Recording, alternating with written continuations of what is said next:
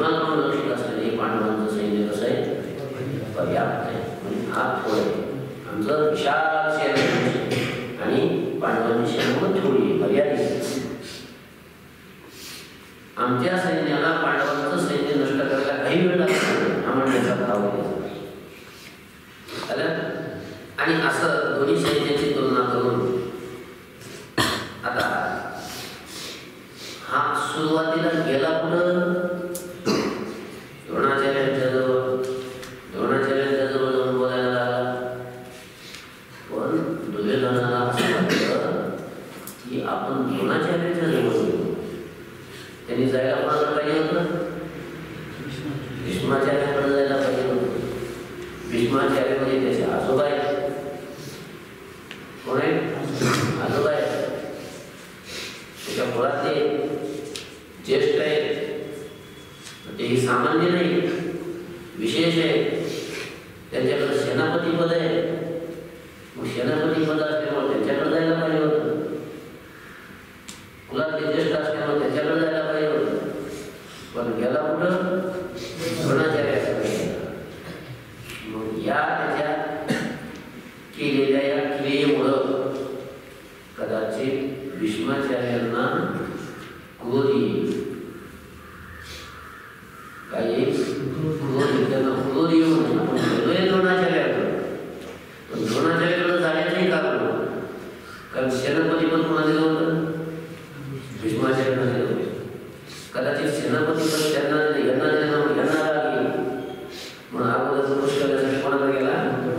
द्रोणाचार्याकडे. द्रोणाचार्याकडे मी अगोदर आलो पण भीष्माचार्यांना लागली.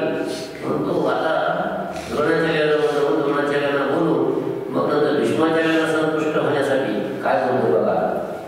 असं मोठ्या आवाजात बोलतो की जेणेकरून तो आवाज कोणाला ऐकू जाईल? भीष्माचार्यांना ऐकू जाईल अशा आवाजात बोलतो. तो म्हणजे आणि सर्वेषु अयनेषु यथाभागम् अवस्थिताः भवन्तः सर्वे एव हि भीष्मम् एव अभिलक्षन्तु असा अन्वय आहे याचा. इकडे बघा तो काय बोलतो? सर्वेषु अयनेषु च्या म्हणजे आम्ही सर्वेषु अयनेषु सर्व ठिकाणामध्ये, सर्व आपल्या ठिकाणावर, यथाभागम आपापल्या जागेवर, सर्व ठिकाणी, सर्वेषु अयनेषु. अयन शब्दाचा अर्थ काय? ठिकाण, स्थान. युद्धामध्ये कोणी कुठं नसतं उभा राहायचं. ज्यांच्या त्यांच्या जागा नेमलेल्या असतात. त्या जागेवर उभा राहून त्यांनी आपलं आपलं काम करायचं असतं. सेनापतीने जसा आदेश दिला त्याप्रमाणे त्यांनी त्यांचं काम करायचं असतं. सर्वेषु अयनेषु सर्व ठिकाणी यथाभागम अवस्थिताः आपापल्या जागेवर उभे असलेले भवन्तः आपण सर्वेही आपण सर्वांनीच भीष्ममेव अभिलक्षण आपण भीष्माचंच काय करावं? रक्षण करावं. म्हणजे फक्त द्रोणाचार्यांनीच नाही, द्रोणाचार्यांच्या जवळ तो बोलतोय पण मोठ्या आवाजात भीष्माचार्यांना ऐकू नये आणि सगळ्यांना ऐकू नये अशा आवाजात तो काय म्हणतोय की आपापल्या जागेवर उभा राहून आपण सर्वांनी भीष्माचार्यांचंच काय करावं? रक्षण करावं. कारण आपल्या सगळ्यात महत्वाचे कोण आहेत? भीष्म आहे. सेनापती जर गेला तर सेना नष्ट करायला काय लागणार आहे? त्याच्यासाठी कोणाचं रक्षण करायचं? भीष्माचार्यांचं सर्वांनी रक्षण करायचं. कळलं? श्लोक कळला? अजून सांगायचं सर्वेषु अयनेषु यथाभागम अवस्थिताः भवन्तः सर्व ठिकाणी यथाभागम अवस्थिता म्हणजे आपापल्या जागेवर उभे राहून भवन्तः सर्वे हि आपण सर्वांनीच भवन्तः म्हणजे आपण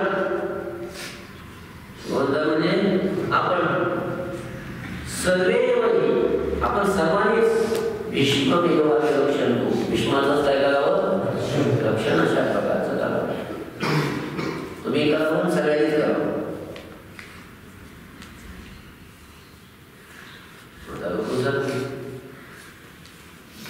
म्हणजे द्रोणाचार्यांच्या जवळ नको का, तो काय म्हणतो आपण सगळ्यांनी काय करावं, भीष्माचार्यांचं रक्षण करावं. भीष्माचार्य महत्वाचे काय केलं खुश झालं मला मदत करून भीष्माचार्य. तर खुश होऊन मग त्यांनी काय क्रिया केली ते आता पुढच्या श्लोकामध्ये सांगतात. तस्य संजनयन हर्षम्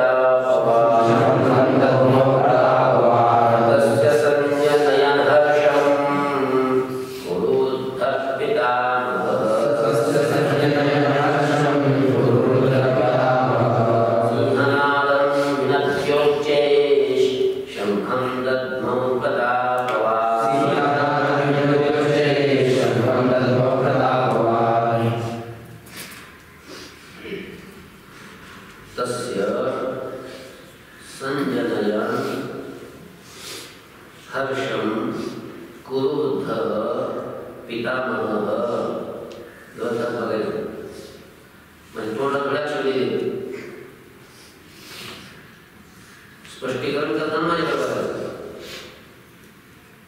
सिंहनादम विनद्य उच्चैः शंखं दद्मौ प्रतापवान्.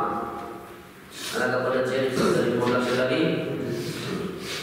आता अन्वय असा घ्यायचा, कुरुद्ध प्रतापवान पितामह. मुख्य शब्द पकडायचा पितामह. काय पितामह, पितामह म्हणजे कोण, भीष्माचार्य. आणि मग त्यांच्यासाठी दोन विशेषण दिले तिथं. कुरुद्ध, कुरु वंशामध्ये वृद्ध असणारे सगळ्यात ज्येष्ठ होते, सगळ्यात जास्त ज्येष्ठ वय होतं. कुरुद्ध, कुरु वंशामध्ये वृद्ध असणारे. वृद्ध म्हणजे फक्त वयानच नव्हते, सगळ्यात दृष्टीनं होते. ज्ञानी तसेच होते, पराक्रमी तसेच होते. वृद्ध म्हणजे ज्येष्ठ. कुरुवंशामध्ये वृद्ध असणारे, प्रतापवान आणि प्रतापवान असणारे कोण, पितामह. पितामह, पितामह म्हणजे आजोबा. पितामह म्हणजे कोण, आजोबा. पण कोणते आजोबा, हे भीष्म पितामह. काय केलं त्यांनी, तस्य हर्षं संजनयन, तस्य हर्षं संजनयन. बघा ऐका, तस्य दुर्योधनस्य, तस्य शब्दाचा अर्थ दुर्योधनस्य म्हणजे तस्य म्हणजे त्याचा म्हणजे कोणाचा, दुर्योधनाचा. हर्ष म्हणजे हर्ष, आनंद. संजनयन, जनयन उत्पन्न करत, उत्पन्न करणारा. आणि संसर्ग लागला, चांगल्या प्रकारे त्याचा आनंद उत्पन्न करत किंवा चांगल्या प्रकारचा आनंद उत्पन्न करणारा. काय केलं, उच्चैः सिंहनादं विनद्य, उच्चैः, उच्चैः मोठ्याने, सिंहनादं विनद्य. सिंहनाद म्हणजे सिंहाच्या गर्जनेप्रमाणे नाद म्हणजे आवाज. विनद्य म्हणजे करून. शंखं दद्मौ, शंख वाजविला, असा आहे याचा अर्थ. आता बघा लक्षात घ्या, दुर्योधन तसं बोलल्यानंतर हे भीष्माचार्याने ऐकलं आणि कुरुवंशामध्ये सगळ्यात वृद्ध असणारे आणि प्रतापवान असणारे भीष्म पितामह त्यांनी अर्जुन दुर्योधनाला आनंद निर्माण करणारा, हर्ष निर्माण करणारा, जेणेकरून दुर्योधन खुश होईल असा, दुर्योधनाला आनंद देणारा अशा प्रकारचा आवाज केला. कसा आवाज? सिंहासारखा आवाज केला. सिंहाची गर्जना कशी असते? म्याव अशी करते. अशी असते सिंहाची गर्जना. मांजराचं वर्णन जरा सिंहाची गर्जना अशी असते की सिंहाची गर्जना जर हत्ती नाही तर हत्ती जागेवर थांबवतो, त्याला पाय सुद्धा उचलायचं कळत नाही. हत्ती सामान्य असतो. अशा धक्के असल्याची पाळ नसतो, अशी ताकद असते हत्तीमध्ये. पण तसे असे भयंकर असणारे हत्ती सुद्धा सिंहाची नुसती गर्जना ऐकल्याबरोबर जागच्या जागेवर स्तब्ध होऊन जातो, त्याला पाय सुद्धा उचलायचं कळत नाही. अशी सिंहाची गर्जना असते. आणि त्या सिंहाच्या गर्जनेप्रमाणे भीष्माने काय केला? मोठ्याने गर्जना केली, आवाज केला. युद्धाच्या वेळेला पूर्ण कसं करा आक्रमण असं म्हणतात ना, मोठ्याने वळले भीष्म पितामह आणि शंख वाजविला. शंखम दद्मो, शंख वाजविला. काय लक्षात? अजून श्लोक सगळे पद बघा, अन्वयाला सांगितलं लावायचं. कुरुवृद्धः प्रतापवान पितामहः, कुरुवंशामध्ये वृद्ध असणारे आणि प्रतापवान असणारे पितामह, त्या पितामहाने तस्य हर्षम संजनयन, त्या दुर्योधनाचा हर्ष म्हणजे आनंद, संजनयन म्हणजे चांगल्या प्रकारे उत्पन्न करणारा, उच्चैः सिंहनादं विदध्य, मोठ्याने सिंहाच्या गर्जनेप्रमाणे गर्जना करून, आवाज करून, सिंहनाद करून शंखम दद्मो, शंख काय केला? वाजवला.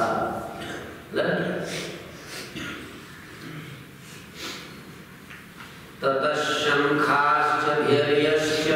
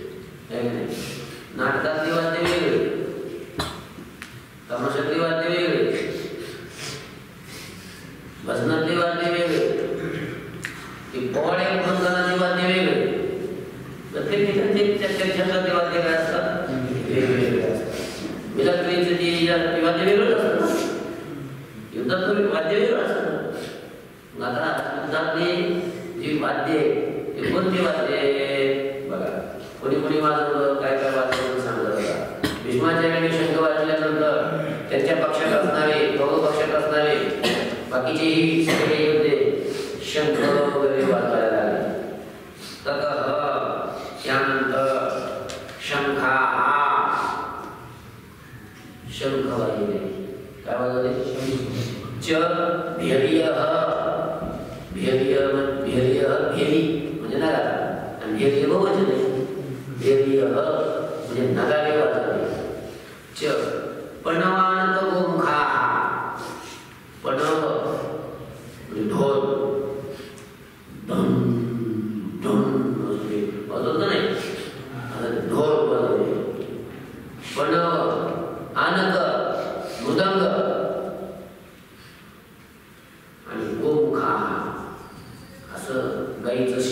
शिंग असतं वाजवायला, शिंग वाजवते, गडशिंग ज्याला म्हणतात, गणांगामध्ये वाजवायचं शिंग असते, गडशिंग असं पन्नामानखा हे सगळे वाद्य सहसा एव अभ्यहन्य, सहसा एकदम, सहसा म्हणजे काय एकदमच, सहसा एव एकदमच अभ्यहन्यंत म्हणजे वाजवले गेले.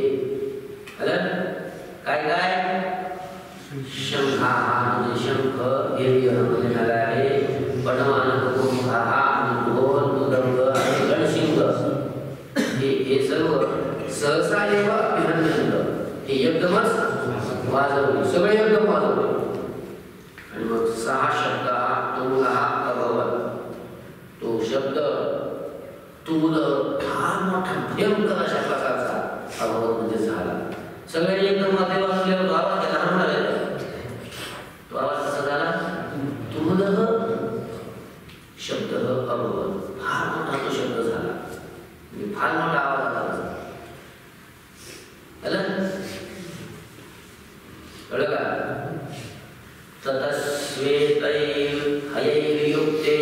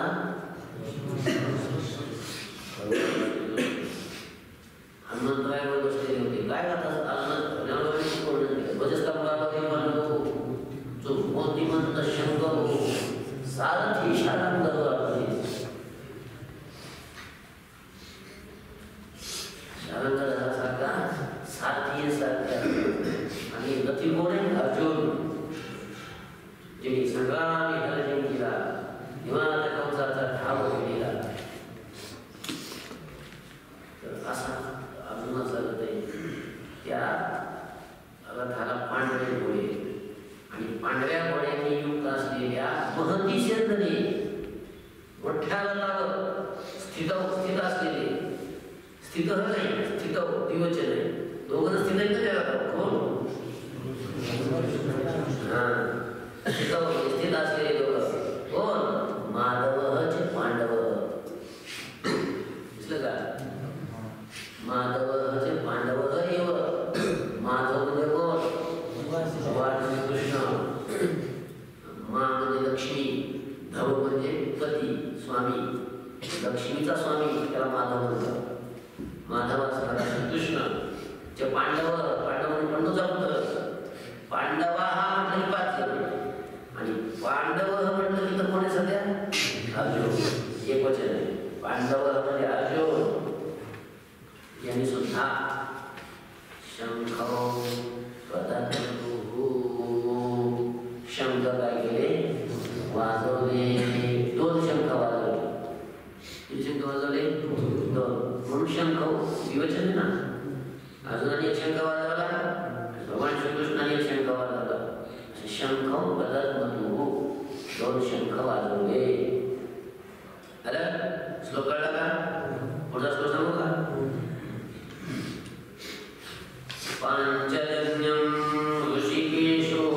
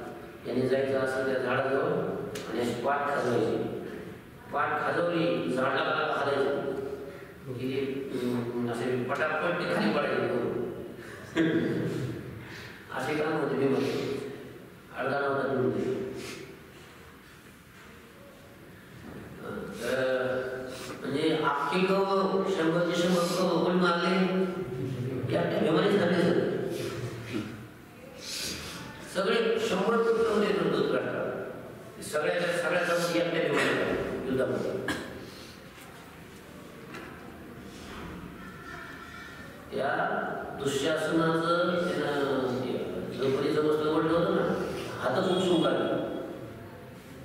छातीत फाटली बोटाने काढून छातीत भीमाने ताकद 70 हातीचं बळ होतं भीमाच्या.